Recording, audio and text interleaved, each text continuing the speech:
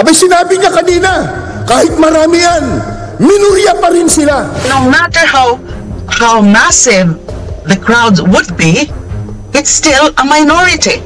Sino ba nagsabi sa kanya na tayo ang mayorya?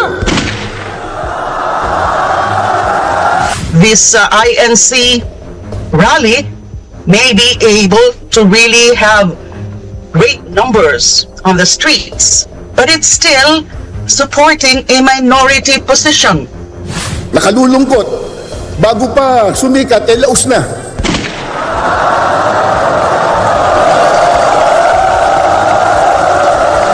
Sino ba nagsabi sa kanya na tayo ang mayorya? Pero, sa dami natin ngayon, at sa lakas ng tinig ng mga mamamayang Pilipino, parang tayo lang nasa mayorya.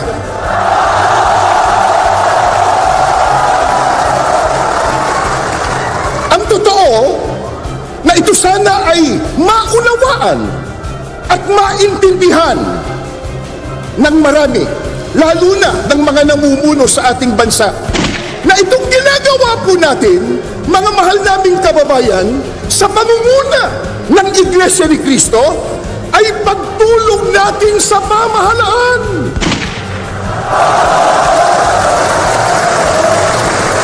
Tumutulong tayo sa kanila, na kanilang makita, na kanilang madama ang tunay na damdamin ng taong bayan na naglukluk sa kanila.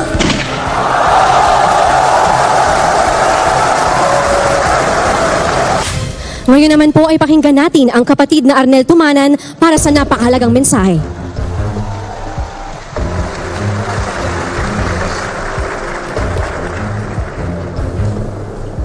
Mga mahal po naming kababayan at mga mahal po nating mga kapatid na angaw-angaw na narito at sa iba't ibang panig ng Kapuluang Pilipinas, kanina po bago tayo magsimula ay binati tayo ng ating mahal na tagapamahalang pangkalahatan ng Iglesia ni Cristo, ang kapatid na Eduardo V. Manalo.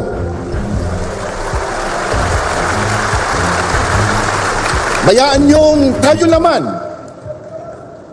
ang bumati sa kanya ngayon. Sabihin po natin, magandang araw po ka Eduardo. Isa pa.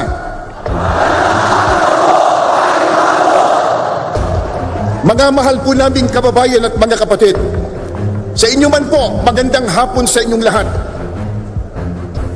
Maraming salamat po sa inyong pagdalo at pakikiisa sa isang dakila at makasaysayang aktibidad na ito. Narito tayo ngayon mula po sa iba't ibang sektor ng lipunan, iba't ibang relihiyon, iba't ibang samahan at sangay ng pamahalaan upang isagawa po ang ganitong mapayapang pagkilos. Gaya po ng ating tema, pambansang rally para sa kapayapaan. Isigaw po natin ang kapayapaan. Kapayapaan! Kapayapaan!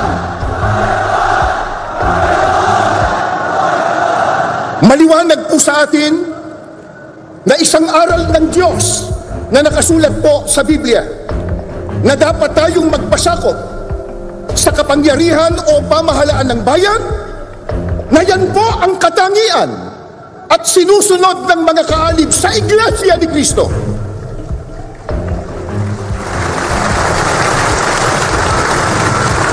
Patuloy din po nating iginagalang at pinaninindiganan ang simulain ng paghihiwalay ng pamahalaan at relihiyon na itinatadhana po ng ating saligang batas.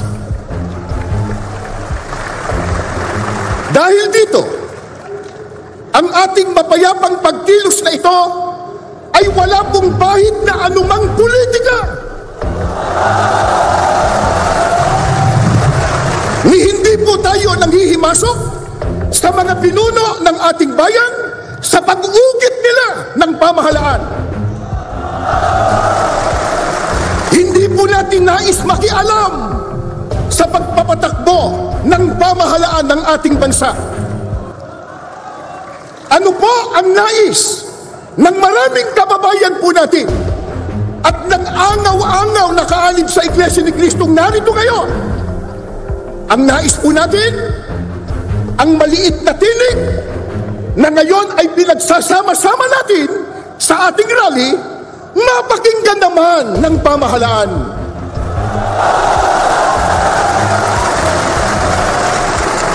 Bago tayo matipon dito kaninang umaga, meron pa po kaming nabasa at narinig isang politiko. Nakalulungkot, bago pa sumikat ay laos na.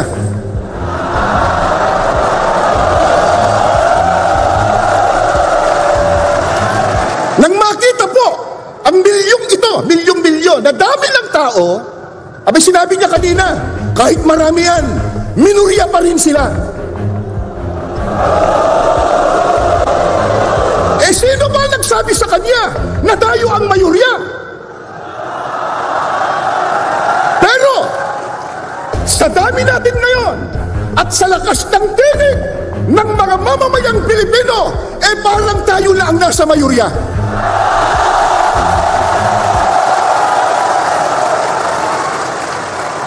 Ang totoo, na ito sana ay maunawaan at maintindihan ng marami, lalo na ng mga namumuno sa ating bansa, na itong ginagawa po natin, mga mahal naming kababayan, sa pangunguna ng Iglesia ni Cristo, ay pagtulong natin sa pamahalaan.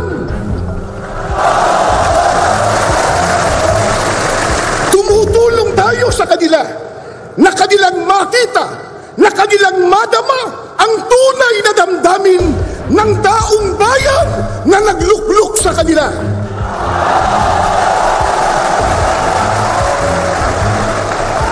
Mula pa kanina, sa mga naunang nagsalita at maging sa mga video presentation, ay ipinakita na po kung gaano katindi at karami ang problemang dinaranas ng ating bansang Pilipinas, na yan po ang dapat na unahin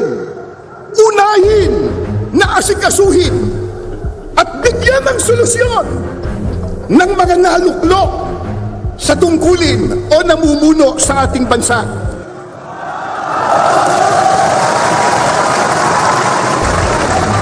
Nakalulungkot ang inuuna ng iba sa kanila, yung mga nagbubunga ng awayan, nagbubunga ng hidwaan, na alam naman nating lahat na ang ginagawa nila, pamumulitika lamang. Tulad ng isinusulong nila na impeachment ng pangalawang Pangulo. Sinabi na ng ating kagalang-galang na Pangulong Ferdinand Marcos Jr. at alam na po ng marami nating kababayang Pilipino, ang totoo nating lahat. Kasi po, kahit mahihirap lang ang maraming Pilipino, manurunong naman tayong umintindi. Hindi tayo mangmang. Isigaw nyo nga, hindi mangmang! Hindi mangmang! Hindi mangmang! At lalong hindi tayo bobo.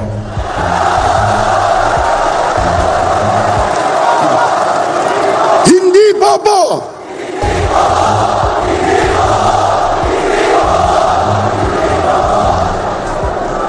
Sana marinig yan ng isang abogado. Naintindihan po natin, naunawaan po natin, na yung sinabi ng Pangulong Ferdinand Marcos Jr. ay tama. Totoo, na yung isinusulong nilang impeachment laban sa pangalawang Pangulo, hindi po makatutulong.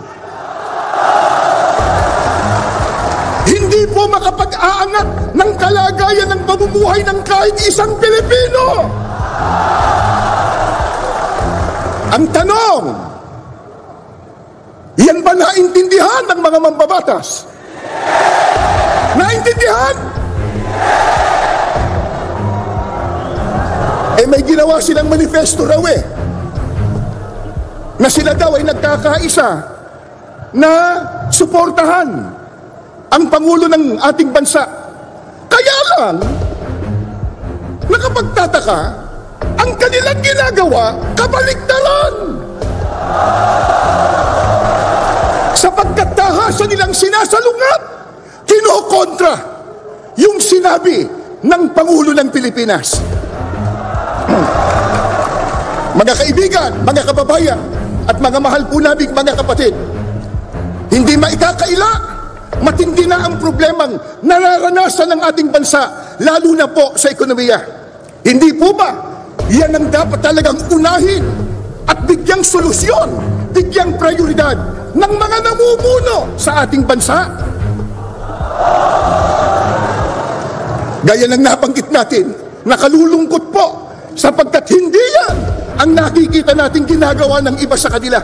Ang ginagawa ng iba ay nagpapalubha sa problema pangkabuhayan ng Pilipino. Ang magbigat pa, yung ginagawa nila, nagdudulot ng bahabahagi, nagdudulot ng kaguluhan, hidwaan at pagtatalo.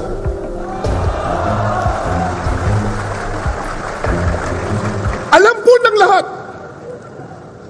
marami ang naghihikahos. Marami ang walang trabaho. Hindi pwedeng ikailayan. Nasa estadistika po yan. Isang araw lang, kahapon, di ba?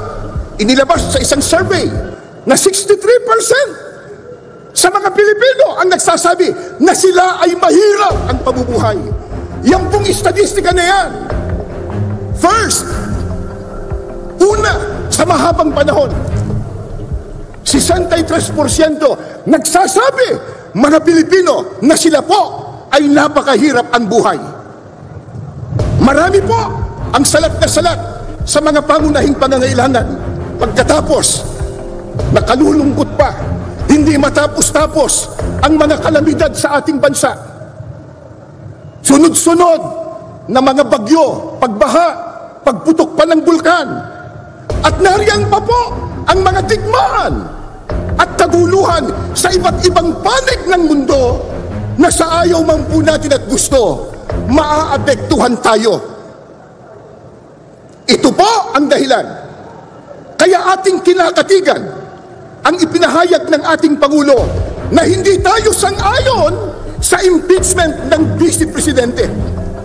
Dahil nakakaabala lamang yan, yung kanyang mga proceedings sa pagbibigay po ng solusyon sa mga problemang ating nararanasan. Sa bagay po, maliwanag ng tinalakay ni Congressman Marcoleta, yung impeachment per se, hindi naman tayo tutol doon sapagkat itinatadhana talaga yan ng saligang batas. Kaya lang, dapat dumaan sa rule of law. Dapat po ayon sa batas. Hindi ayon sa gusto lang nila. Paano magyayari? Gumagawa ng batas, manlalabag ng batas.